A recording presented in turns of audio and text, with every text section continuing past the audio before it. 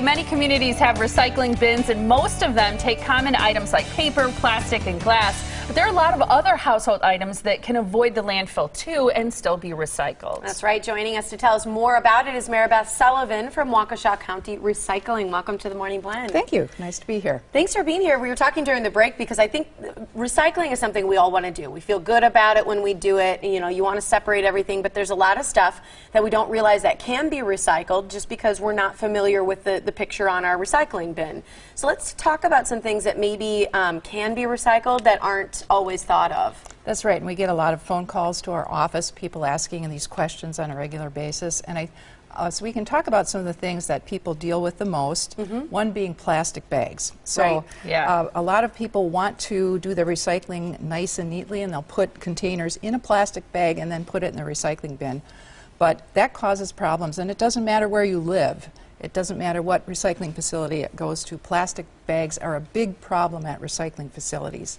They can get stuck in the conveyors and so on. Okay. So they are recyclable, however, so that's very confusing to people. So you were mentioning to me that you actually take yours back to the grocery store, and that is the best advice of all, because the majority of stores now have collection containers to return those bags, and it's not just the bags that you get at the grocery store themselves. A lot of them are also collecting additional films, as we call them. So it can be things that you may not have thought of, and we brought just a few samples. Oh, so I'm glad you did. Anything okay, from I'll hold these. Great. So that is from a paper towel yeah, roll, napkins. or okay.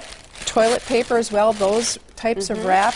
Bread bags, you can shake the breadcrumbs out or any moisture, and those can go in as well. Produce exactly, bags. the produce bags. So a lot of these different films can go in those collections, including Ziploc bags. That's another thing as well. Yeah. Oh, okay. So put them all together, take them back to the stores, and one of the biggest buyer for that material is a company that makes plastic lumber. So they mix it with a wood fiber, and that will be the end result of all the plastic bag recycling. Love that. I didn't know that. Okay, that's cool. I feel much better just hearing all that. So I know it's something that we can all Right. do. It's an easy step that makes it better. What else? So some of the other things, we get a lot of calls about the fluorescent light bulbs, and they do have a small amount of mercury in them, so we don't want them to just go into the trash. There are collections at a lot of the retailers. Some retailers have very strong programs. They tend to be the retailers that sell the bulbs themselves, and also batteries. So some of the stores, as we can see some samples here, the batteries that can be recycled in general are the rechargeable batteries, and some of those that are nickel cadmium or nickel zinc. So it's the type that might be in your cell phones, power equipment. A lot of the smaller type batteries, which you can see in the bag here, can go back for recycling. Now the AA, the alkaline batteries, a lot of people save them up and call, and I say, I'm sorry, there are really no real good places to go with those. However, some of the bigger dealers of the batteries have been taking them. Depends on when they have a place to go. So yes, a battery store, that's the best way to put it. Some of them are taking alkalines, but always call first before you take them over, just to make sure. Okay. No, you brought this big behemoth of a bin right here. This is a compost bin, and if you've never seen one, if you don't have one at your house, just talk a little bit about the benefits of this and what you can put in a compost bin. So this is a nice addition to not only take things out of the waste stream, because they did a study in the University of Arizona that it was about between 600 to 700 pounds of food waste per household that go out the door. So although, you know, sometimes you clean out that refrigerator and there are things stuck in the back that would end up in the trash, or food that just doesn't get eaten because, well, for various reasons. Yeah. Those are all things that can end up in your compost bin, and those of us who have them are glad that hopefully they're going to start thawing now so we can get more use out of them, although you can put things in all winter. Some of us do that as well. So this is a good way to deal with some of your leftover food waste, and also as your yard starts thawing out, if you've had leaves that came down late in fall, those are out there. That's a great source of carbon to add to create compost, and that's going to be a beautiful soil amendment when you work with it. Well, that's what I was going to say. What do you do with it then? Do you just leave the do you take the soil out and use it for planting? Do you just leave it all in there?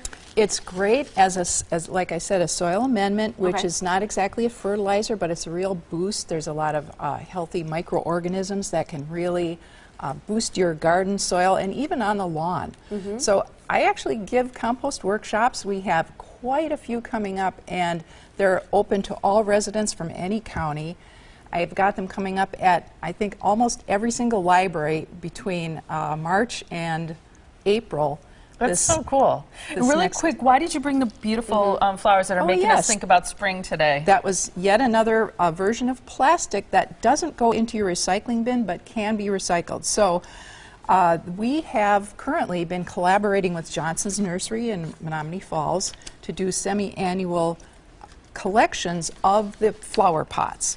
So once you've got your spring planting done and you have those pots building up in the garage, or maybe you'd usually throw them away, those can now be taken to Johnson's Nursery on the days of the collections, and there is one coming up in June. I believe it's June 14th.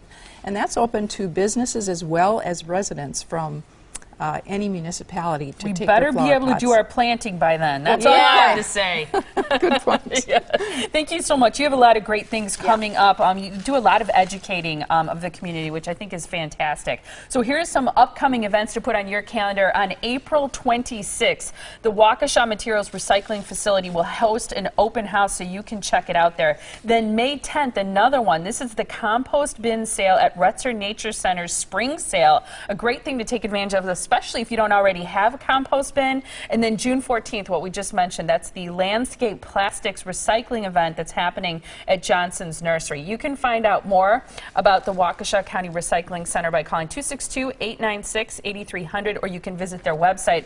I bet you are used to taking a lot of calls about what can be recycled, what can't, and where. Every day. Awesome. Great to have you on the show. Thank you so much. Thank you very much.